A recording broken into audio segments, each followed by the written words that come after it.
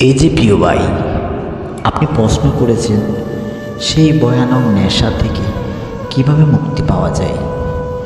সবচেয়ে ভয়ানক নেশা, যে নেশা মৃত্যুর দিকে ঠেলে দিচ্ছে আমাদের, সেটি হলো মাদকের নেশা।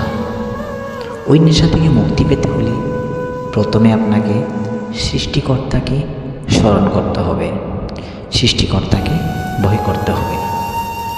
অন্যথায় আপনি কখনো সেই মাদক কিংবা খারাপ কাজ থেকে সরে আসতে পারবেন না।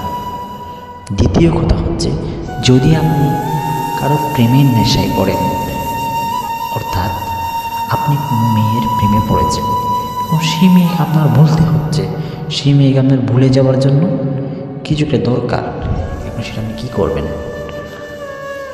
তাকে ভোলার জন্য আপনাকে প্রথমে যেটা করতে হবে সেটা হচ্ছে, তার নেশা থেকে বের হয়ে আসার জন্য আপনাকে করতে হবে, তার একটা দোষ ধরতে হবে। আপনার কী করতে হবে? কি দোষ ধরতে হবে। দোষ ধরবেন, ওই দোষটা বরাবর আপনি দেখতেছেন কেটে যাচ্ছে নেশা, না কেটে যাচ্ছে না, তাহলে আরেকটা দোষ, প্রতি পদে পদে আপনি যখন তার দোষ ধরবেন, তখন তার প্রতি যে আপনার নেশা হয়েছে কথা বলা, ওটা আস্তে করে কেটে যাবে। তাই কিচ্ছু বলতে হবে না, সে সুন্দর অসুন্দর কুৎসিত কিচ্ছু বলতে হবে না। আপনি শুধু তাকে তার দোষগুলো ধরবেন, গুণগুলো না। অনেকদিন তার গুণ ধরছেন, এখন তার দোষ ধরা পালা।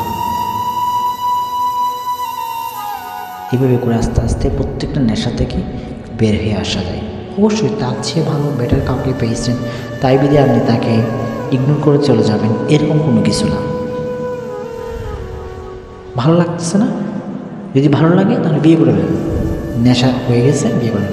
বিয়ে করতে না পারলে আপনি তার দোষ ধরে তাকে আপনার লাইফ থেকে সরাই দেন। আশা করি আমার কথাটা আপনি বুঝতে পেরেছেন। ধন্যবাদ।